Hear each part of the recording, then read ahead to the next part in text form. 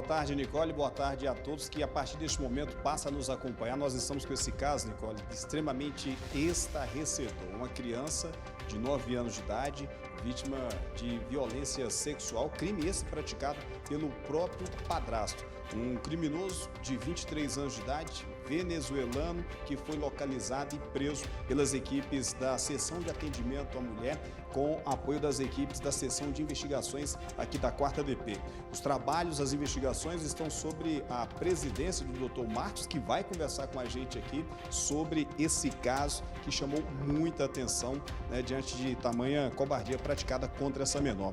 Dr. Marcos, muito boa tarde. Como é que foi que a Polícia Civil tomou ciência desses fatos? Quais foram as primeiras providências adotadas tão logo os senhores tomaram conhecimento? Boa tarde, Ailton. Boa tarde, Nicole. Nós tomamos conhecimento por intermédio do Conselho Tutelar, que nos procurou, tendo em vista que a diretora da escola foi procurada pela criança. A criança estava com dificuldade de ir ao banheiro e a criança apresentava febre. Então a diretora chamou essa criança para conversar e a criança relatou que vinha sendo vítima de abusos por parte do padrasto. Então a conselheira foi ouvir essa criança, a criança confirmou que vinha sendo vítima de abusos desde a Venezuela e os abusos continuaram aqui no Brasil, né? Essa criança foi então encaminhada ao hospital e ali ela foi submetida a exames. Esses exames então constataram que essa criança estava com doenças sexualmente transmissíveis e isso aí então confirmou, né, que ela fora vítima de abusos. A equipe médica nos relatou que ela estava com um quadro de abuso sexual crônico, quer dizer, algo que já vinha sendo rotineiro e frequente. Então, tendo em vista que o último ato de abuso teria ocorrido na noite anterior, nós então diligenciamos em busca desse padrasto, né, e o encontramos aqui na área do Guará, e então demos a voz de prisão em flagrante. Ele foi preso em flagrante e levado à audiência de custódia, né? Nós representamos também pela conversão da prisão em flagrante em preventiva e foi convertida à prisão em preventiva. O caso é bem pior do que se esperava, viu, Nicole? Doutor, ele, durante a prisão, ele ofereceu alguma resistência? Ele chegou a confessar a prática desses crimes?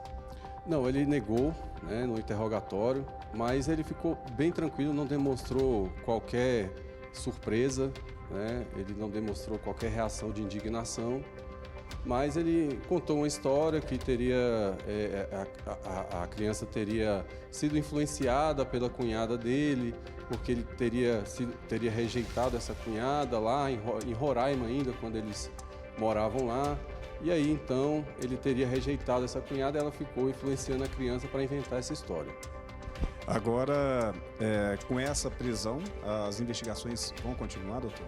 Sim, as investigações vão continuar, até porque a genitora dessa criança, a mãe dela, né, também precisa ser investigada, porque segundo o que foi relatado por essa criança, além da mãe dela fazer maus tratos com ela, né, ela disse que a mãe batia nela com fios elétricos, né, e mandava ela para a escola com blusas compridas, mesmo no calor, para esconder as lesões, e que ela teria relatado esses abusos para a mãe, e a mãe disse que ela estava mentindo, né? Então, assim, é um caso totalmente que nos causa comoção, até para nós, né, que estamos acostumados a lidar com fatos graves, porque DST, doença sexualmente transmissível, é algo que jamais deveria fazer parte do universo infantil, né? Então, realmente, a mãe precisa ser investigada também por ter se omitido quando ela devia agir para evitar essa situação de abuso. Tem um dever de fazer e não fez. Agora, doutor, o senhor, a equipe do senhor, os senhores conseguiram fazer a escuta especial dessa criança? O que ela relatou? O senhor pode falar para a gente?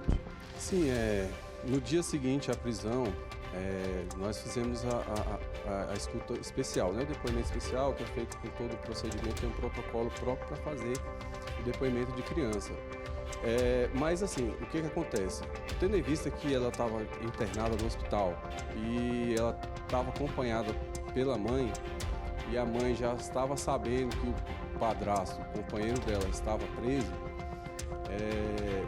a gente já levantou, né, elementos no sentido de que a mãe ficou influenciando a criança a mudar de versão e dizer que ela teria contraído essa doença em um banheiro público, né? Então a criança chegou aqui, ela mudou a versão, contou que não aconteceu nada disso, mas claro, a gente não examina só a questão da fala, né? Tem toda uma linguagem corporal também que a gente examina, e a criança, toda vez que falava do padrasto, ela chorava. Então, assim, de toda forma, não resta nenhuma dúvida sobre a autoria desse crime que recai sobre o padrasto.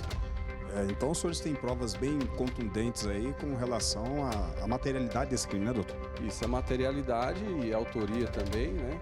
Porque a doença sexualmente transmissível não teria outra forma de ter sido contraída, né? E com relação à autoria, não tem dúvidas que seria o padrasto mesmo que foi o autor desses abusos.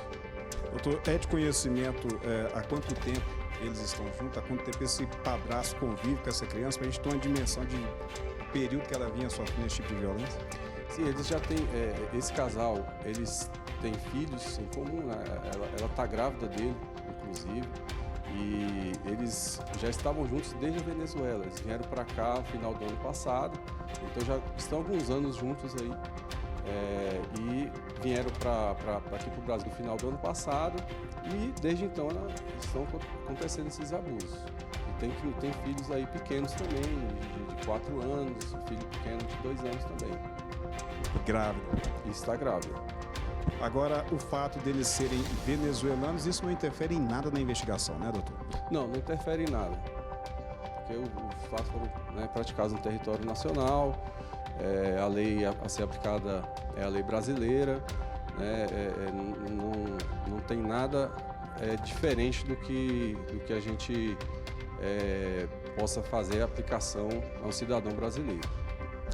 A única questão é que ele eventualmente pode vir a ser deportado por uma questão de ter praticado um ato violento, um ato que atenta contra os interesses nacionais, alguma coisa nesse sentido, aí ele pode vir a ser expulso do país. Agora, doutor, há indícios de que ele tenha feito novas vítimas aí? Existe essa possibilidade? Bom, ainda não temos indícios nesse sentido, mas obviamente que surgindo elementos nesse sentido, a gente vai investigar. Esse é um tipo de crime que acontece, infelizmente, Ailton, no recinto familiar, dentro do domicílio, né? Então, assim, a gente precisa também ter cuidado de investigar essas outras crianças também.